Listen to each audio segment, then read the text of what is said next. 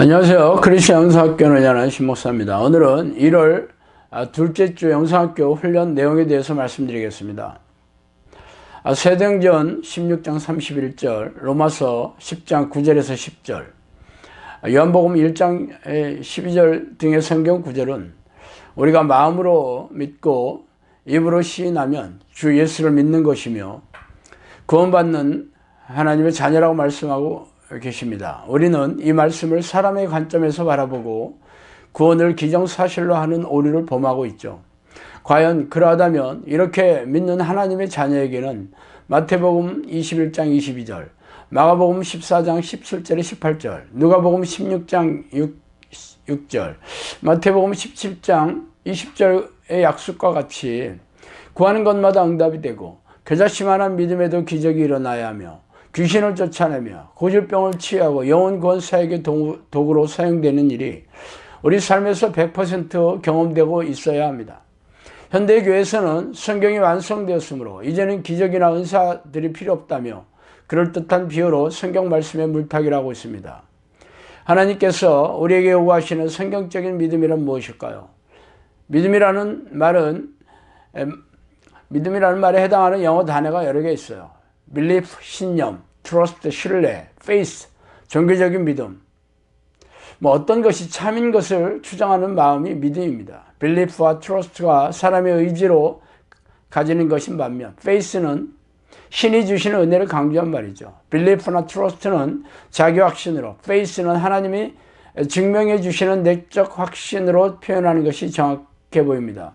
나의 믿음이 faith인지 belief 혹은 trust인지 날카롭게 분별하세요. 관행적인 신앙 행위를 열정적으로 반복하면서 자신을 하나님의 자녀라고 여겨주실 것이라고 기대하지 마시고 쉬지 않는 기도로 하나님을 전심으로 찾으며 기적을 일으키고 영혼 구원의 도구로 사용되는 사람만이 하나님께서 내려주시는 내적 확신인 faith를 소유한 하나님의 자녀입니다. 어떻게 하면 하나님께서 인정하시는 믿음을 소유하는 자가 될까요?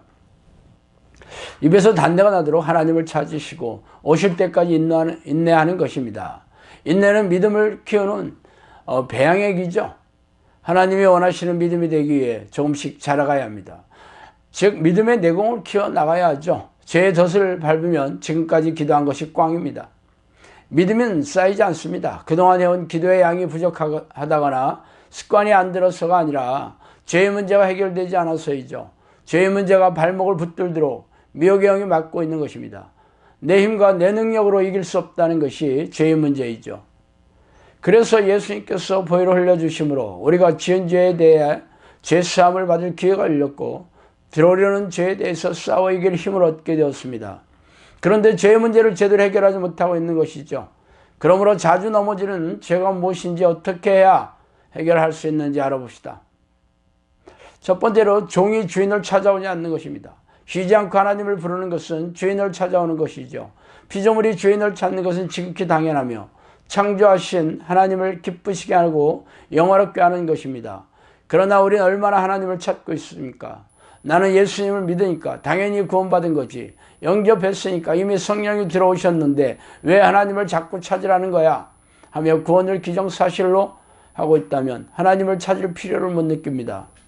그러나 성경에서 나를 찾으라, 나를 만나라고 명령하신 대상은 하나님이 없는 이방인이 아니라 하나님을 믿는 자기 백성이었으며 이 명령을 굳건히 하신 이유는 그들이 종으로서 주인을 찾는 것이 아니라 자신의 목적을 위해서 필요할 때만 찾았기 때문이었습니다. 종이 주인의 입장을 무시하고 있다면 그건 가증한 종이죠. 하나님의 뜻과 관계없이 자기 뜻을 이루기 위해서 하나님을 부르고 있다면 이 사람의 마음은 미혹의 영에게 장악된 것이므로 아무리 하나님을 불러도 하나님을 기쁘시게 할 수 없습니다. 정된 마음이 없이 하나님을 부르니 3, 4년을 불러도 하나님이 와주시지 않습니다. 기계적으로 부르라 하는 것은 은혜가 있든 없든 감정에 속지 않고 쉬지 않고 하나님을 부르는 기도의 본질 자체에 집중하라는 의미이지 마음이 없이 부르라는 의미가 아닙니다. 기도의 시간을 보시는 게 아니라 기도하는 자의 마음을 보고 계심을 잊지 마세요. 내 꿈도 접고 내 생활도 접고 기도하고 있는 내 행위에 초점을 두면 왜 아직도 하나님이 안 오시냐고 원망하고 실망하고 불평하게 됩니다. 이 말은 자신은 기도를 잘하고 있다는 생각이 밑바닥에 깔려있기 때문이죠. 이러한 자기의의는 하나님이 보실 때 큰 죄입니다. 두 번째, 주의 주의 하면서 순종하지 않은 죄입니다. 주님은 주인님의 준말입니다. 말로는 예수님을 주인이라고 부르면서 주인의 뜻대로 살지 않고 내 뜻대로 내가 하고 싶은 대로 살고 있다면 죄이죠.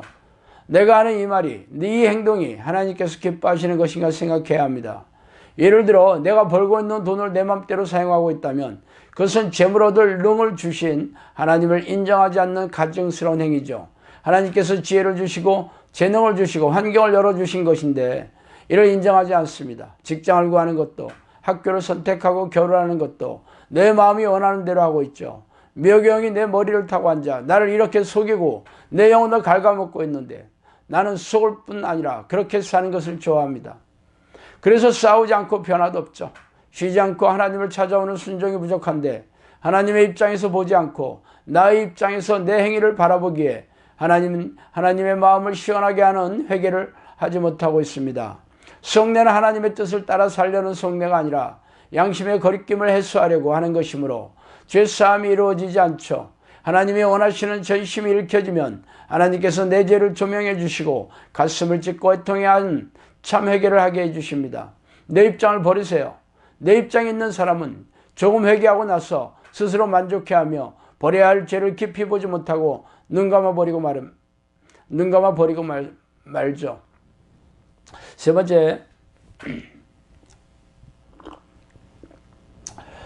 번째로 감사가 없는 마음입니다. 우리가 가장 많이 짓는 죄는 낙심과 좌절 같은 거죠.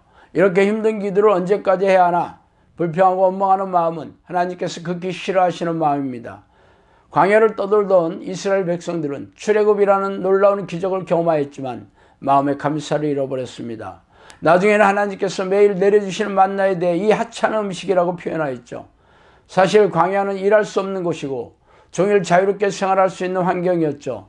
하루 종일 하나님을 찾을 수 있고 언제나 하나님께서 진중에 임재해 계셨던 기이한 시기였습니다. 그러나 이스라엘 백성은 하나님께서 그들을 용서하시고 구원을 베풀었던 은혜들을 기억하고 감사하는 마음을 잃어버렸습니다. 재미없고 무료해진 백성들은 미호경이 넣어준 차라리 애굽에 있었던 때가 좋았다는 변질된 추억을 받아들였습니다.